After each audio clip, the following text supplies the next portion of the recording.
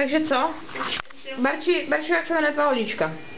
Fiesta, akorát na Ačko už mi nevyzbyla barva. Počkej, a musíš ještě... Tak se jmenuje i dědovo lodě, kterou má na A lapě. Zuzko, tvůj favorit? Můj favorit, Kůň. no můj se ani nějak nemenuje, můj má Ale mám no to je kápoš.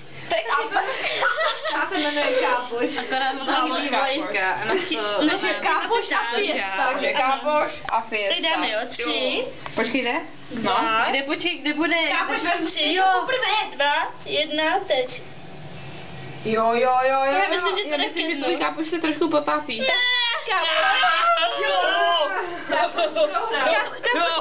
Kápoš dechá, nezemře. To je podvod, protože dřevo vždycky plave.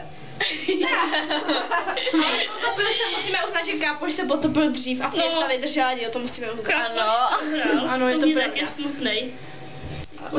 Vůbec nevypadá jako Kápoš. Kápoš.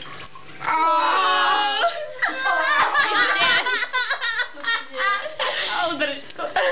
Strašně smutný Kápoš. Vyžíváme lodičky.